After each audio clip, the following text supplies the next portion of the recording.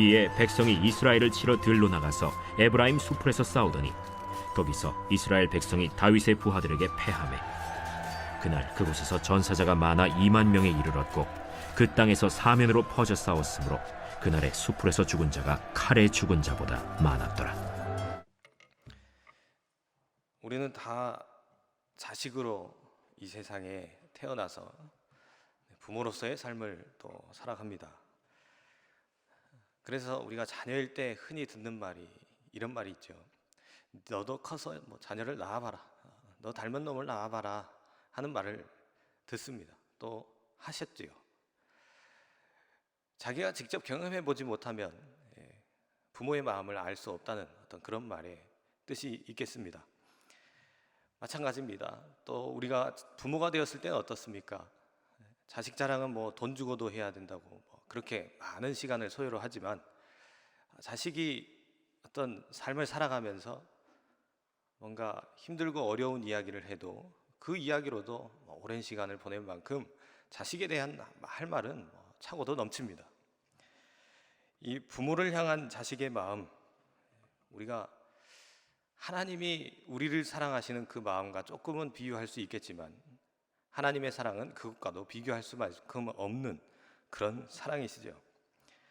부모를 향한 자식의 마음은 어떻습니까? 변화무쌍하죠. 언제는 좋았다가 언제는 정말 마음에 안 들기도 하고. 하지만 자식을 향한 부모의 마음은 어떻습니까? 자녀가 올바른 길을 갈 때도 사랑하고 자녀가 바른 길을 가지 못할 때도 사랑합니다. 그런 자식을 사랑하는 그 아버지의 마음, 바로 오늘 말씀에 나오는 다윗의 마음이 아닐지요. 감격적인 것은 선한 것이 없는 우리를 하나님께서 우리를 정말 사랑하셔서 자녀로 삼아주셨고 또 우리를 향한 하나님 아버지의 그 사랑이야말로 결코 변하지 않는 진정한 사랑이라는 것입니다. 마하나임에 이른 다윗의 군대는 좀 이렇게 정비할 시간을 가질 수가 있었습니다. 오늘 말씀 1절부터 15절을 다 읽었어야 했는데 제가 그 중간에 말씀을 읽었습니다. 먼저 군대를 셋으로 나누어서 3명의 사령관에게 맡겼습니다. 그리고 다윗 자신도 전투에 참여하겠다는 의지를 밝힙니다. 그런데 부하들은 다윗이 그 전선에 나서는 것을 막아서죠. 그 이유는 당연히 적들이 어떻습니까? 당연히 다윗을 노릴 것이고 다윗이 만에 하나 죽는다면 모든 것이 다 끝나기 때문에 그렇습니다. 그래서 다윗은 그들의 의견을 따르기로 말합니다. 그러면서 사령관들에게 이렇게 말하죠. 나를 위해서 젊은 압살롬을 너그러이 대우하라. 이처럼 아버지의 사랑은 스스로 왕이 되고자 했던 이 아버지에게 반기를 든 이 아들마저 끝까지 변치 않고 아끼고 품는 그런 사랑입니다. 그런데 그보다 더 큰 사랑을 우리가 받았다는 거예요. 마땅히 죽어야 할 죄인인 나를 위해서 하나뿐인 아들 예수 그리스도를 우리에게 내어주시기까지 하나님은 우리를 사랑하셨습니다. 더 큰 은혜는 그 사랑이 지금도 또 앞으로도 계속해서 지속되는 사랑이라는 거예요. 그 변함없는 사랑이 지금도 우리에게 흘러내리고 있습니다. 다윗이 압살롬을 너그러이 대우하라고 했던 것은 우리 모두 공감할 수 있어요.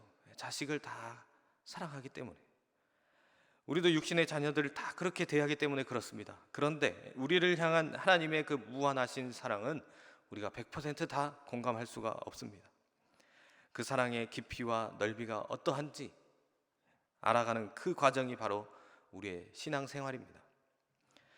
에브라임 수풀에서 이제 전투가 시작되었고 또 다윗의 군대가 압살롬의 군대를 잘 쓰러뜨렸습니다. 그곳에서 무려 2만 명이 전사했다고 성경은 기록하죠. 그런데 그날의 수풀에서 죽은 자가 칼에 죽은 자보다 많았더라, 이런 말씀이 있어요. 그러니까 수풀에서 무슨 일이 벌어졌는지 구체적인 사항은 성경이 기록하지는 않습니다. 하지만 흔히 상상할 수 있는 거죠. 시야가 확보되지 않는 수풀에서 잠복과 기습의 전술이 필요한 그런 전투가 있었을 것이고 또 다윗의 군대는 수많은 전쟁을 치렀던 정예병들이기 때문에 당연히 우세한 상황에 놓였을 것이다 라고 한번 볼 수 있겠습니다. 물론 하지만 어떤 전투 능력이 있다 하더라도 하나님의 어떤 이 승리가 그들에게 있었기 때문이었을 것입니다. 전세가 불리한 압살롬은 이제 노새를 타고 도망가다가 상수리 나무 가지에 머리가 걸리게 됩니다. 그래서 한번 정말 우스꽝스러운 모습이죠. 머리가 대롱대롱 걸려가지고 그냥 나무에 매달려 있는 거예요. 평소에 그렇게 자랑스럽게 여기던 풍성하고 아름다운 머리털이 결국에는 그의 목숨을 앗아가는 그런 올무가 되어버렸습니다. 압살롬이 나무에 매달려 있다는 보고를 받은 요압은 보고한 자에게 왜 압살롬을 죽이지 않았느냐 이렇게 반문합니다. 만일 압살롬을 죽였다면 자기가 상을 주었을 것이다 라는 말도 덧붙이죠. 하지만 요압의 속내를 생각하면 어떻습니까? 아무리 많은 상급을 받는다 해도 내가 다윗 왕의 명령을 어길 수 없다는 그 병사의 말은 어쩌면 정말 진실한 말입니다. 그런데 요압의 속내는 그것을 죽였으면 너가 죽였다고 해서 처벌을 받게 했을 것이다 라는 거죠.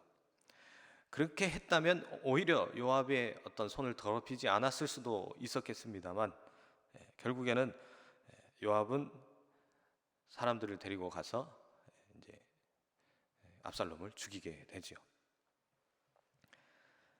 요압이 어떤 마음을 품었는지 또 말씀은 기록하지 않습니다. 하지만 요압이 압살롬을 죽였다는 그 사실 자체가 무엇을 의미합니까? 다윗을 무시했다는 이 교만함이고 공로를 인정받고자 하는 욕심입니다.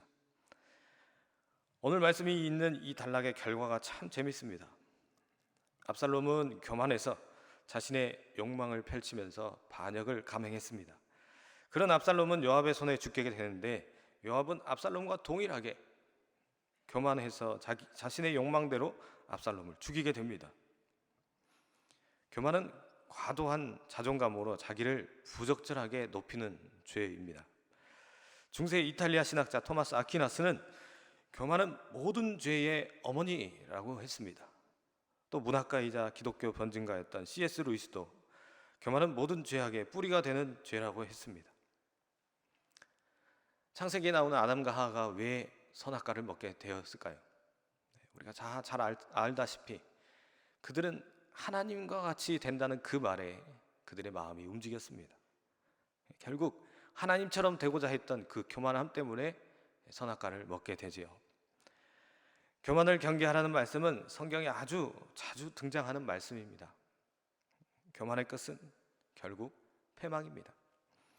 압살롬도 그러했고 요압도 이 일로 인해서 결국에는 다윗 왕이 유언으로 솔로몬에게 말을 하지요. 요압을 반드시 죽여야 된다. 하늘 보좌에서 이 땅으로 우리를 위해 죽기까지 모든 것을 하나님의 뜻에 따라 사셨던 우리 주님의 그 겸손함을 본받아 이 믿음의 길을 걸어가야 할 것입니다. 오늘도 그 겸손함 속에서 하나님의 뜻을 이루어가는 우리 사랑하는 모든 성도님들 되시길 주님의 이름으로 축복합니다. 기도하겠습니다. 아버지 하나님, 오늘도 하나님의 은혜를 기대하고 소망합니다. 죄악의 길에 있던 우리를 살리시기 위하여 독생자 예수 그리스도를 십자가에 내어 주시기까지 우리를 사랑하신 그 하나님의 사랑에 감사합니다. 하나님의 자녀로 이제 이 세상을 살아가지만 때마다 찾아오는 유혹과 풍파에 흔들리고 넘어지는 저희들을 긍휼히 여겨 주시옵소서. 더 큰 믿음을 주시고 믿음으로 승리할 수 있는 담대함으로 세상 속에서 소금과 빛으로 살아가도록 인도하여 주시옵소서. 겸손의 본을 보이신 우리 주님의 뒤를 따를 수 있는 믿음의 사람들이 되게 하여 주시고 스스로 높아지려 하는 이 교만함이 싹트지 않도록 늘 우리 자신을 말씀에 비춰보는 경건한 주님의 자녀들이 되도록 도와주시옵소서. 오늘도 주님의 피로 세우신 백운교회 위에 성령으로 함께하여 주시고 모든 교회 지체들과 가정마다 하나님의 은혜가 충만하도록 채워주시옵소서. 육신의 질병과 마음의 상처로 어려움 가운데 있는 지체들을 어루만져 주시고 믿음으로 하나님을 의지하며 어떤 상황 속에서도 주님의 이름을 부르며 승리하는 주님의 자녀들이 되도록 함께하여 주시옵소서. 또 교회에 세워주신 우리 류정호 담임 목사님에게도 늘 성령 충만함으로 함께하여 주셔서 교회와 교단의 수많은 사역들을 능력으로 감당하게 하시고 또 주님께서 맡겨주신 사역을 감당하시기 위하여 또 이렇게 이탈리아로 떠나셨습니다. 모든 순간 또 모든 과정 속에서 평안으로 인도하여 주시고 하시는 사역 위에 선한 열매들이 맺혀지도록 도와주시옵소서. 우리에게 주신 오늘 하루도 주님과 함께하며 넘치는 구원의 감격 속에서 은혜를 누리는 우리 모두가 되도록 함께하여 주시옵소서. 감사합니다. 예수 그리스도 이름으로 기도합니다. 아멘.